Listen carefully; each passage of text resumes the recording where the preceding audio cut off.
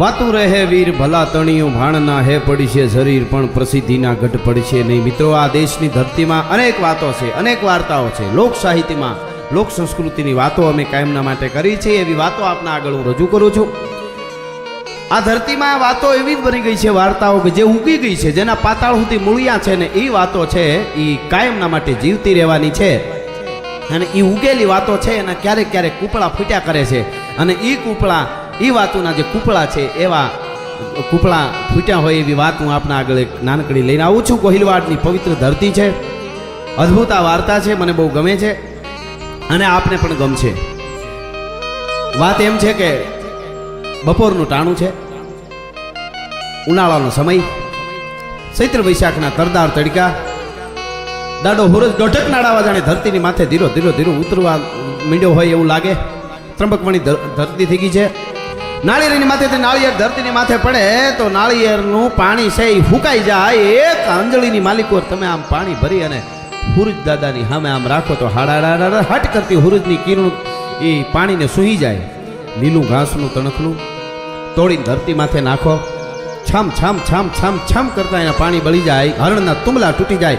અને એક જુવારની મુઠ્ઠી ભરી અને ધરતીની માથે નાખો તો તાર તાર તાર ધાણી ફૂટી જાય. ભાઈ, આવો ઉનાળો છે. એ ઉનાળામાં ગોહિલવાડની ધરતીમાં ખોપાળાના પહાડમાંથી ધીરો ધીરો ધીરો ધીરો ધીરો ધીરો એક અસવાર ઘોડલીની માથે સવાર છે. ફરાડ હું ફરાડ, ફરાડ હું ફરાડ, ફરાડ હું ફરાડ ઘોડલી વહી આવે. પરસેવે રેપજેપ ઘોડી છે, અસવાર છે, તરહ લાગી છે. અને આમ અસવાર નજર કરે છે તો ઝાંઝવાના જળ હિલોળે ચીડ્યા છે, દરિયો હિલોળે ચીડ્યો. એમ ક્યાંક ક્યાંક સુધી ક્યાંક કોયલનો ટવકો ક્યારેક આવે છે કોક આંબામાંથી, કોક આંબામાંથી. અને ક્યાંક ક્યાંક કોક લીલું થોડું ઘણું વાવેલું દેખાય. આમ નજર પડી તો એક વડલો, વડલાની પાસે વાવ કૂવો અને એક ગરીબ ખેડૂત છે એ કો હાકતો દેખાણો. ઘોડલીને ફેટવી એ બાજુ તરફ બહુ લાગી છે. જળ એ જ જીવન છે મિત્રો. જળ છે ને એના વગર કોઈ જીવી ન શકે. જળ એ આપણું જીવન છે. જળ વગર ખોટું છે દુનિયામાં. પ્યાસ લાગી હોય, તરહ લાગી હોય, એને ખબર હોય કે જળની શું કિંમત છે, પાણીની શું કિંમત છે. વચ્ચે એક નાનકડી વાત યાદ આવી એટલે કહી દઉં. ટ્રેનની માલિકો એક છોકરો પાણી વેચતો હતો. ગ્લાસ ઓલામાં પિંજરા જેવું જે હોય, જાળી જેવું, એમાં ગ્લાસ લઈને પીવો પાણી, કોઈને પીવું છે પાણી, પીવું છે પાણી, જે કંઈ એ વખતે 5 પૈસા કે 10 પૈસાનો ગ્લાસ એ પાણી પીવડાવે બધાને. એમાં બન્યું એવું કે એક હેઠ હતા, એમણે પૂછ્યું કે ભાઈ પાણીના ગ્લાસનો શું ભાવ છે, આનો શું ભાવ છે? કે હવે આ પાણી વેચવાનું નથી, દેવાનું નથી. એમ હવે આ પાણી મારે જેટલા ગ્લાસ વેચવાના હતા વેચાઈ ગયા, હવે વેચવાનું નથી. એટલે એમ કરીને હાલતો થયો એટલે બીજા કોઈ ભાઈએ પૂછ્યું ભાઈ એમાં 2 ગ્લાસ હજી ભર્યા છે પાણીના.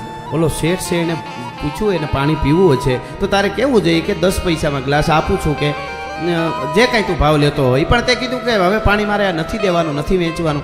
એનું શું કારણ છે કે એ ભાઈને તરહ નથી લાગી. એમ કે કેમ? તને શું ખબર પડી શેઠને કે તરસ નથી લાગી? તને કેમ ખબર પડી કે હેઠને તરહ નથી લાગી?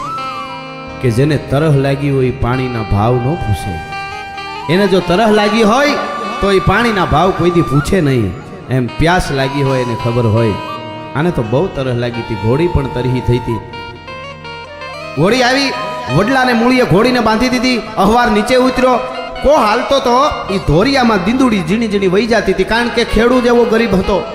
એ દંદુડીમાં આવીને મોઢું ધોવા માંડ્યો અસવાર. અને મોઢું ધોતો જાય અને મોઢા ઉપર પાણી છાંટતો જાય, વળી ખોબો પીતો જાય. ખેડૂ સામું જોતો જાય. ખેડૂ કો હાંકતો હાંકતો આની સામું જોવે. થતા થતા એ પાણી પીતો પીતા ખેડૂનું સામું જોવે. પણ ખેડૂ કેવો મિત્રો હતો કે બળદિયા જે હતા એના પૂંછડા મરડી મરડી અને હાકલા કરે તો એ માંડ કોહને ખેંચી હગે. હાવ દુબળા બળદિયા હતા. કરકા ઠોલેલા કાગડાએ ઠોલવામાં બાકી નહોતું રાખ્યું. એકુકુ બળદને દોઢો બગાવું સોટી હતી. અને ગરીબાએ આટો લઈ હતી ખેડૂને. કાંધ છે એ કાંધમાંથી બળદિયાઓને ફળી ગયા હોય જાણે એમ લોહી વ્યા જતા હતા.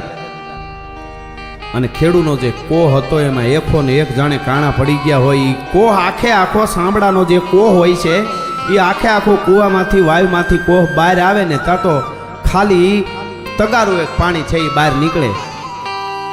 અને ધોરિયામાં જાય. ધોરિયામાં દીંદુડી થોડું લીલું વાવેલું હતું એમાં જાય. એવો ગરીબ ખેડૂ છે એ કોહ હાંકતો હતો. કોહ હાંકતા હાંકતા ખેડૂને વિચાર થયો કે આ ભાઈ કોઈ આવ્યો છે, અસવાર છે, એના સામે કંઈક વાત તો કરું એમ. એટલે કીધું ઊંચો હાથ કરીને રામ રામ કે રામ રામ રામ રામ. ક્યાં રહેવા? કોણે ખેડૂએ પૂછ્યું ક્યાં રહેવા? કે રહેવા તો બાપા ભાવનગર. હપાઈડ્યા લાગો હપાઈડ્યા. કે હા સહી તો હપાઈડ્યા. હપાઈડ્યા એટલે તમે પોલીસ વાળા લાગો, નોકર લાગો છો એમ રાજના. હપાઈડ્યા લાગો છો હપાઈડ્યા. કે સહી તો હપાઈડ્યા હો. કે બાપા તમે નમક હલાલ કે નમક હરામ? કે ભાઈ નમક હરામ ને નમક હલાલ ઈ શું? જો તમે હકીકતમાં નમક હલાલ જ હો તો તમે તમારા રાજાને કયો નહીં કે શું કેવું રાજાને કે પ્રજા દુખી હોય, ખેડૂત દુખી હોય, ખેડૂતની શું દશા છે એ કોક દીક આવીને જોવું જોઈએ. અમારા ઘરમાં દાણા નથી, આટલી મહેનત કરી છે આ કાળા ઉનાળાની, પ્રજા દુખી છે. તમારા મહારાજને ખબર એટલી ન પડે કે નબળું હબળું વર હોય તો એને ખેડૂત માટે કંઈક કરવું જોઈએ? તમારા રાજાએ રામાયણ નથી વાંચી?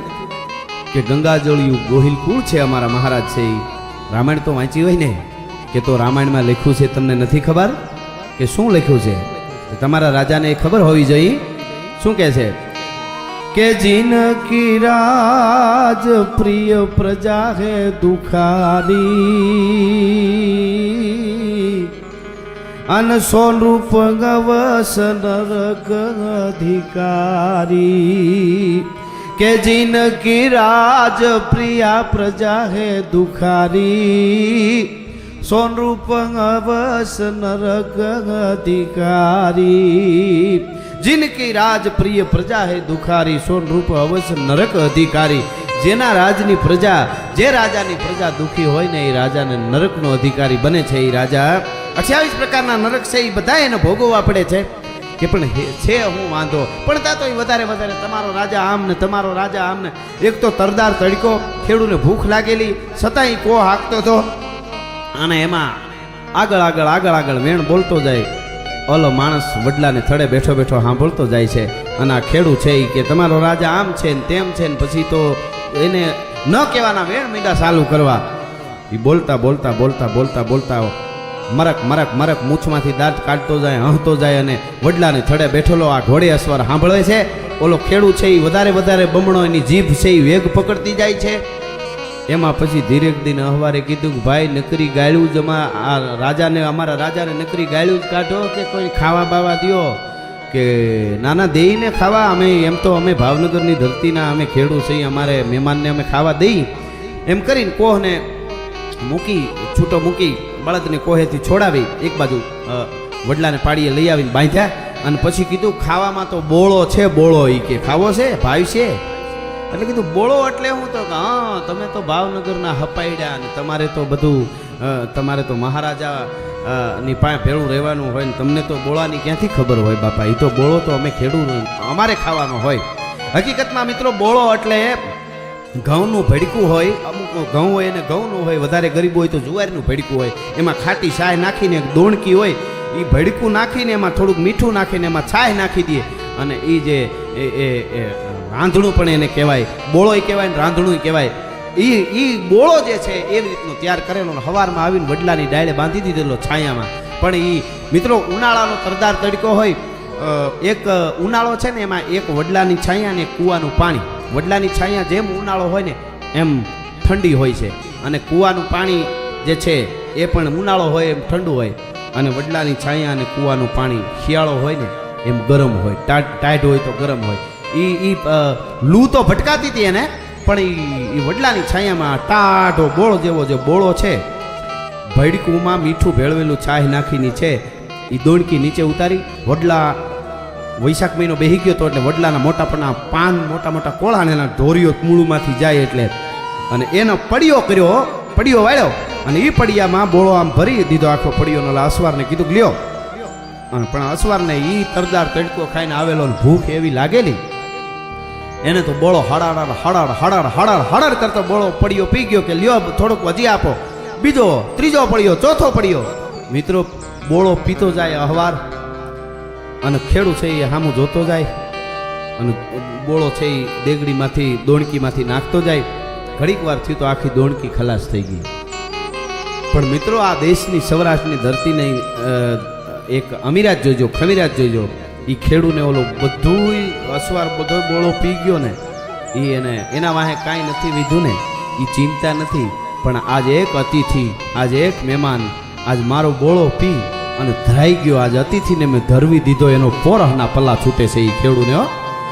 એટલે એને તો બોળો ખવડાવી દીધો, બધો ખાઈ લીધો ને પછી તો ઘડીક વામ કુક્ષી કરી અહવારે વડલા બોળો, કારણ કે ખાટી સાય હતી તાઠી અને એ નાખેલી હતી બોળામાં ભડકામાં, અને એ પીધા પછી નીંદરે એવી આવી, ખેડૂતો એનું કામે લાગી ગયો, પણ આ અહવાર છે એને ઘડીક વામ કુક્ષી કરી, ઘડીક જેવું તેવું જોલું ખાતું ને પછી હથિયાર ફળિયાર બાંધી ઘોડી માથે સવાર થયો, ઘોડા ઉપર બેહી અને પછી ખડિયા જેવું કંઈક હતું એમાંથી કાગળ જેવું કાઢ્યું, પેન જેવું કાઢ્યું અને પછી કીધું કે ભાઈ તારું નામ શું છે?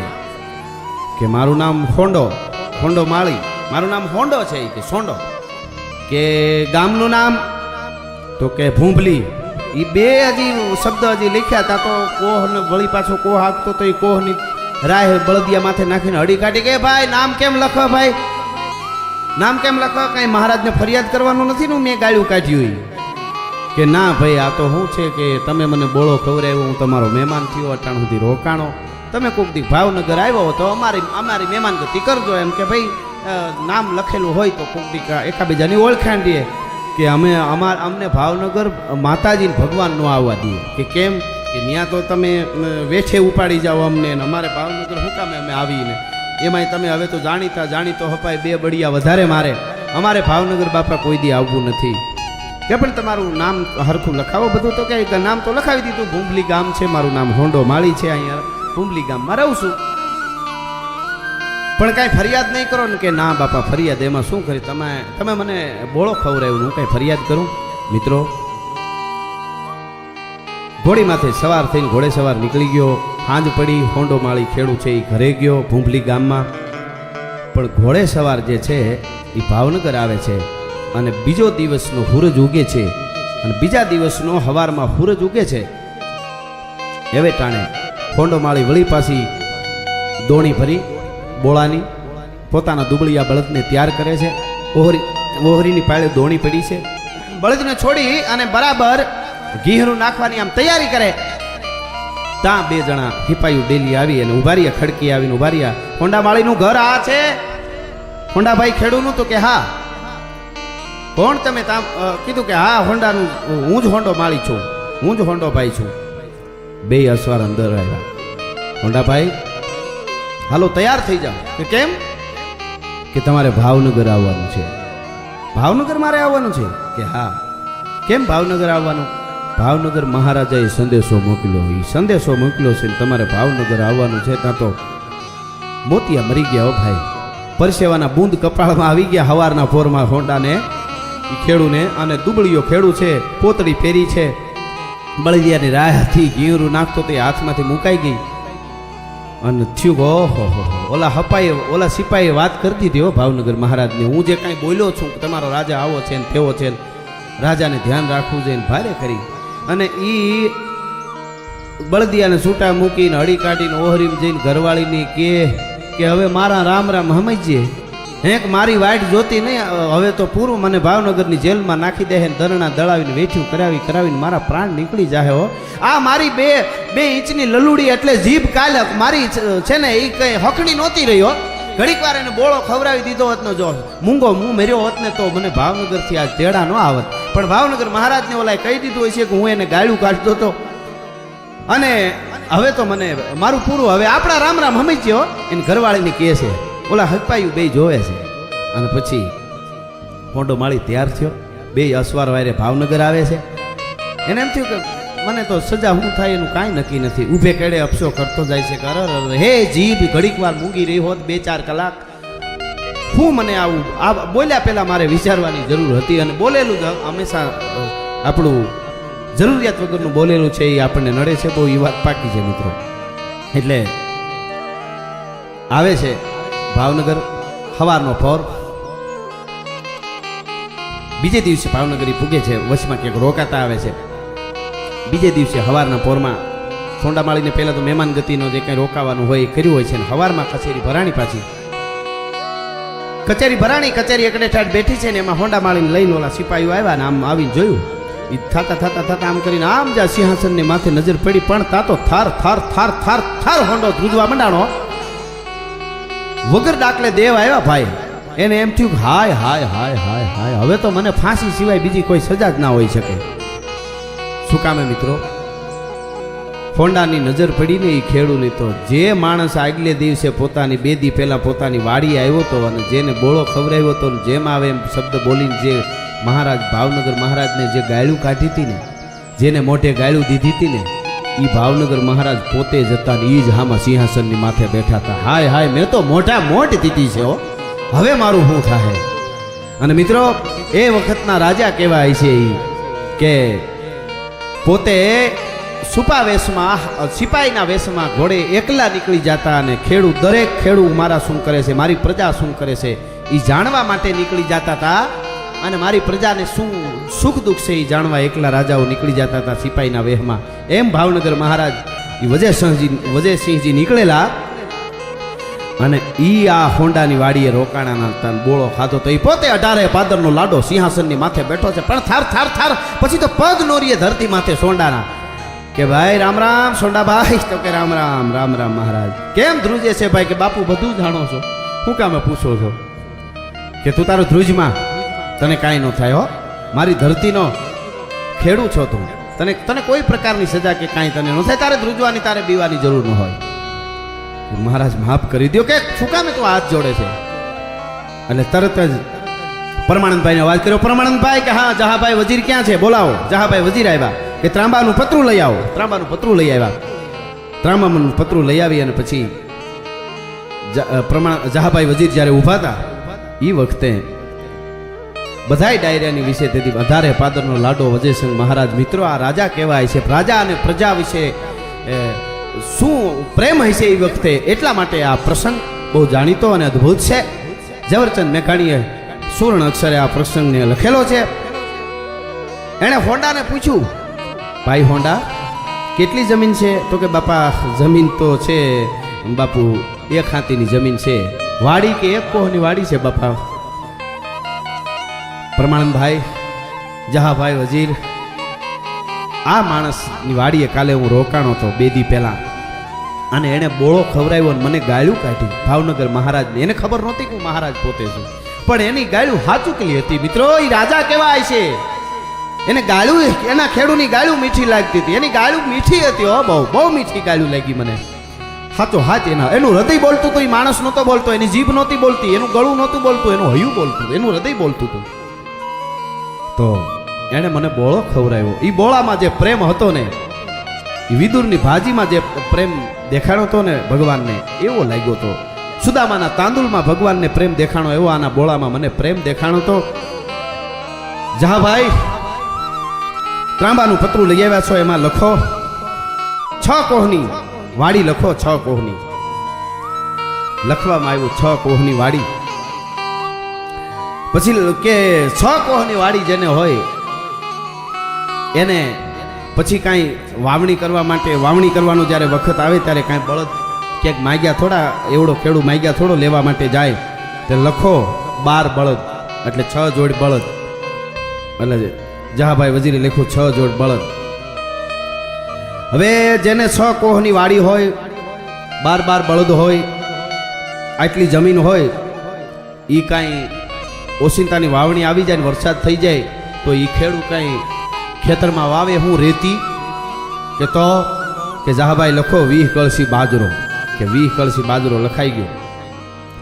કે 100 કોહની વાડીનો ખેડૂત હોય, 12 બળદ હોય, આવડો ખેડૂત હોય, એની ઘેરેથી એની ઘરવાળી હવારના પોરમાં દોણું લઈને કોકને ત્યાં સાહ લેવા જાય તો ભૂંડી ન લાગે જહાભાઈ? કે હા મહારાજ, એ તો ભૂંડી જ લાગે ને. લખો 4 દૂજણી ભેહું. 18 પાદરનો લાડો ભાવનગર મહારાજ લખાવે છે. 6 કોહની વાડી, 12 બળદ, 4 દૂજણી ભેહું. અને પછી કીધું કે છેલ્લે લખો કે આ બધું 18 પાદરના ધણી વજયસિંહ મહારાજને બોળો ખવડાવ્યો તો એની મોજમાં આ બળદની જમીનના બાજરોના ભેહું બધું ભાવનગર મહારાજ આપે છે આ સોંડા માળીને સૂર્યચંદ્રની ઝાંખે મારા કુળમાં મારા પરિવારમાં મારી પેઢીઓ સુધી બધાયને આ ત્રાંબાને પત્રે લેખ લખાઈ માન્ય રાખવો અને પેઢીઓ સુધી જ્યાં સુધી મારી પેઢીઓનું રાજ રહે ત્યાં સુધી એનો કોઈ કર ન લેવો એટલું આમાં લખી નાખો જહાભાઈ. અને ત્રાંબાનું પત્રું મિત્રો લખવામાં આવ્યું અને ત્યાંથી સોંડો માળે હરખાતો રખાતો પાછો આવે છે.